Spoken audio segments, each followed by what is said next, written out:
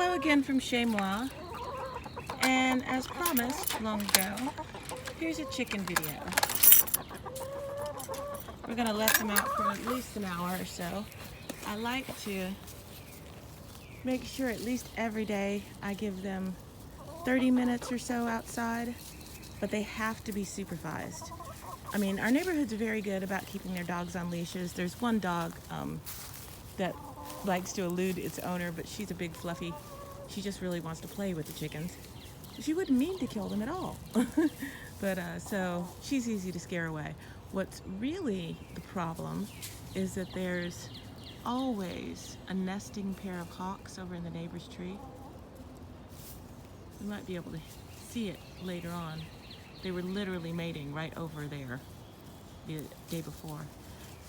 Now, the nesting pair is not usually the problem, it's their fledgling, because the fledgling gets all uppity. It's like a Warner Brothers cartoon, you know, the chicken hawk that thinks it can take away foghorn leghorn. Yeah, it's like that.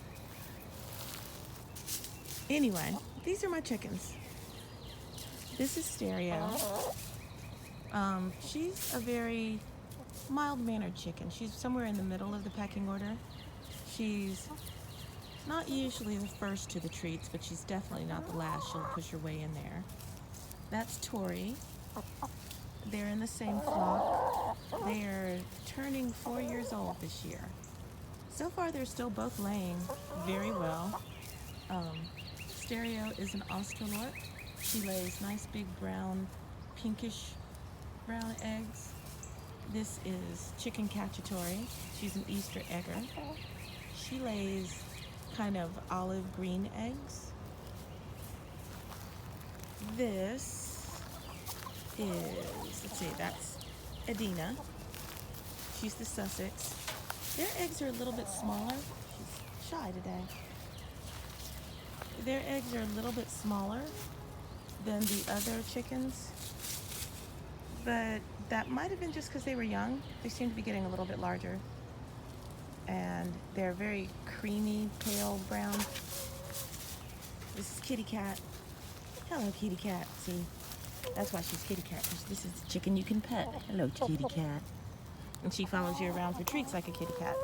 She's a Welsummer. Her eggs are really pretty. They're either a kind of maroon brown or speckled. Sometimes they're speckled, sometimes they're brown.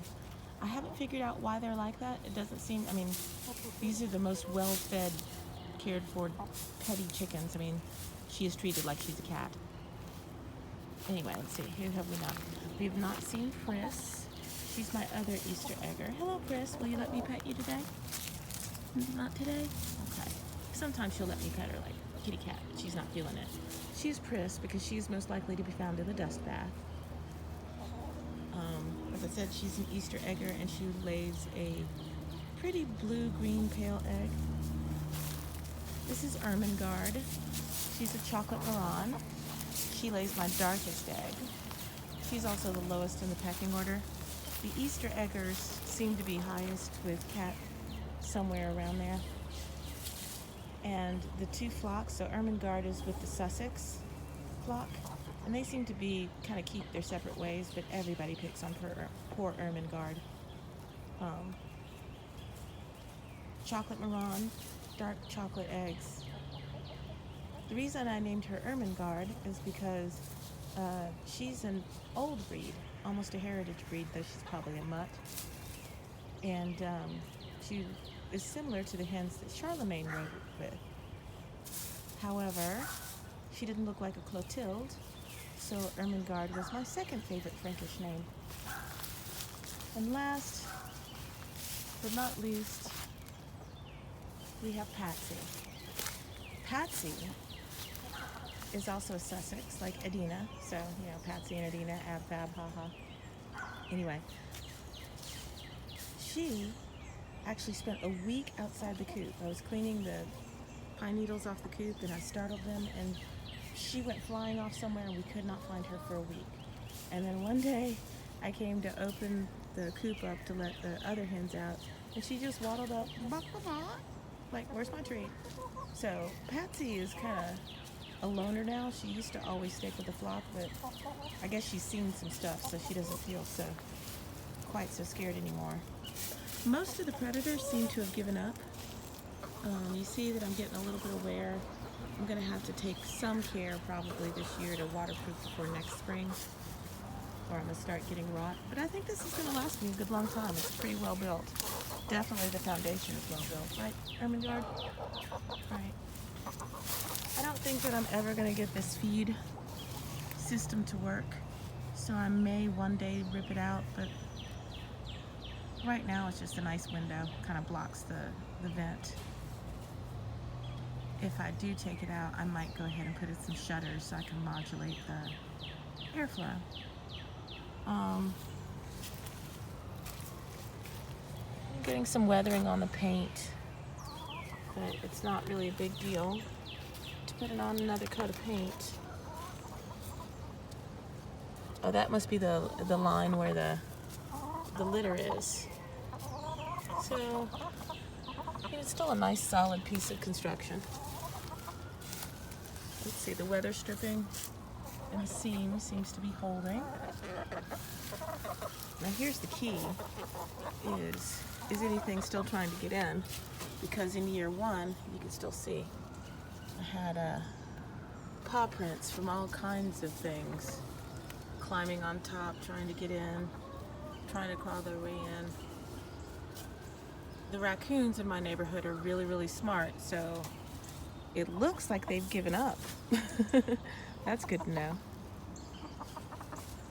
The only problem I've had with my electronic door, can you see it? Let's go around. We'll go take a tour inside. If you've seen the construction video, I built this entire run myself. I dug these holes, I stuck these posts. These are actually 12-foot posts, so imagine how far down they go. They're about 9 feet out now, so yeah, I put them down about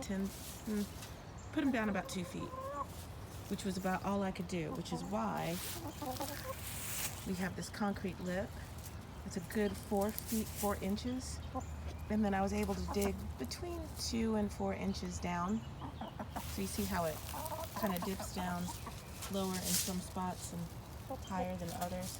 So this is a consistent 6 inches, regardless of whether it goes below grade or above grade. And I figured that was enough to discourage even the most, see, here's where the lip probably sits up. I figured that was enough to discourage even the most determined digger.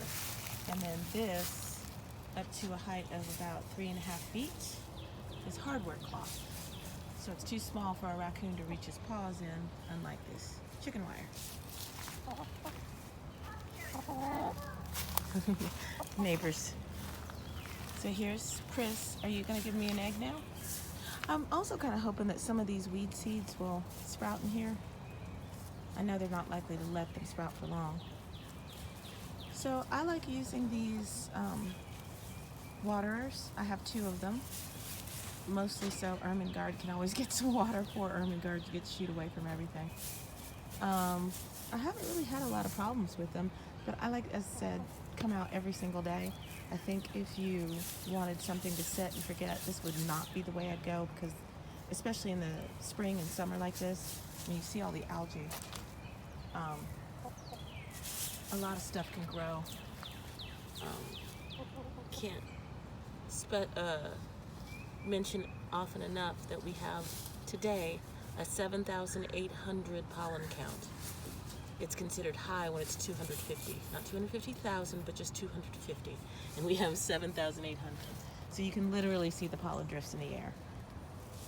So pollen is very proteinous.